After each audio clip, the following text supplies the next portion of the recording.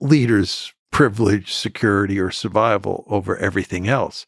And by the way, he gave a number of talks and press conferences in addition to writing that famous article that you referred to on July 12th, 2021.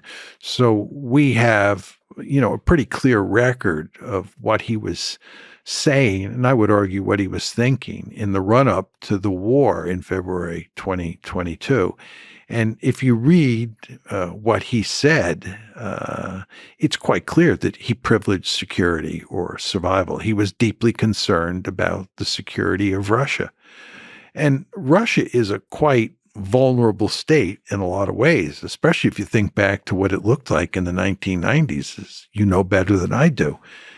It was in terrible shape. The Chinese talk about the century of national humiliation. One could argue that for the Russians, that was the decade of national humiliation. And it took Putin, I think, quite a bit of time to bring the Russians back from the dead. I think he eventually succeeded, but it took a considerable amount of time.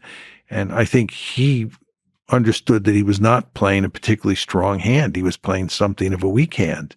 And he had to be very careful, very cautious. And I think he was. And I think that's very different than the United States. The United States was the unipole. It was the most powerful state in the history of the world, most powerful state relative to all its possible competitors from, roughly 1989, certainly after December 1991, when the Soviet Union fell apart, up until, I would argue, about 2017. We were incredibly powerful. And even after 2017, up to today, the United States remains the most powerful state in the system. And because of our geographical location, we are in a terrific situation to survive in any great power competition.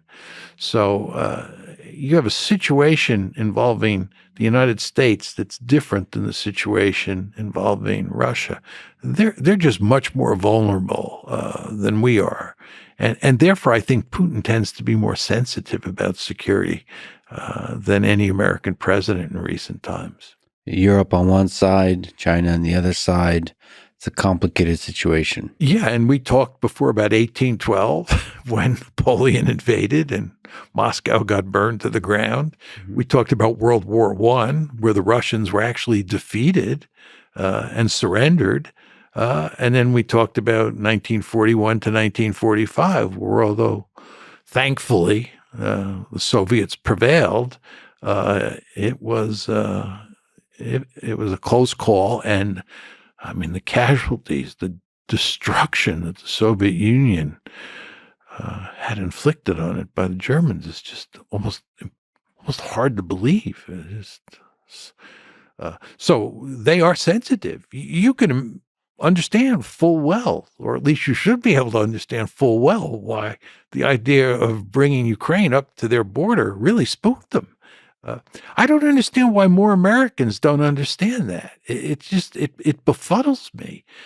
I think it has to do with the fact that Americans are not very good in putting themselves in the shoes of other countries. You really, if you're going to be a first-class strategist in international politics, you have to be able to do that. You have to put yourself in the shoes of the other side and think about how they think so you don't make foolish mistakes. And as a starting point, Americans tend to see themselves as the good guys and a set of others as the bad guys. And you have to be able to empathize that Russians think of themselves as the good guys. The Chinese think of themselves as the good guys. And just be able to empathize. If they are the good guys, it's like that funny skit, Are We the Baddies? Consider the United States could be the bad guys. Like, first of all, see the world, if the United States is the bad guys and China is the good guys, what does that world look like? Be able to just exist with that thought, because that is what the Chinese leadership and many Chinese citizens, if not now, maybe in the future, will believe. And you have to kind of do the calculation, the simulation forward from that.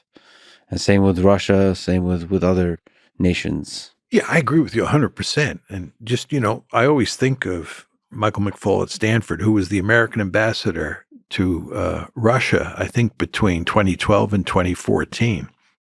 And he told me that he told Putin that Putin didn't have to worry about NATO expansion because the United States was a benign hegemon.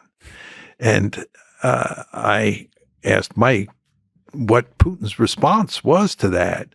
And Mike said that Putin didn't believe it. But Mike believed that he should believe it and that we could move NATO eastward to include Ukraine. And in the end, we'd get away with it because we are a benign hegemon. But the fact is, that's not what Putin saw. Putin saw us as a malign hegemon. And what Mike thinks or any American thinks doesn't matter. What matters is what Putin thinks. But also, the drums of war have been beating for some reason. NATO expansion has been threatened for some reason.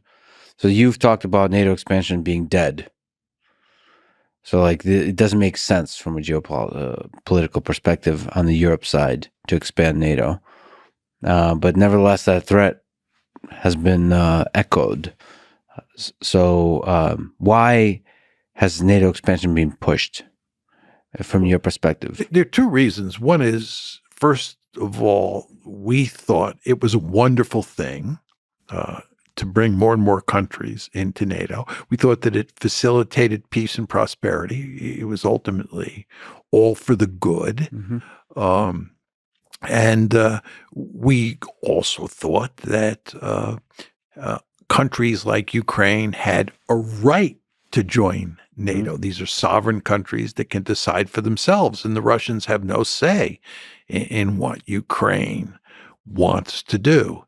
And then finally, and this is a point I emphasized before, we were very powerful and we thought we could shove it down their throat.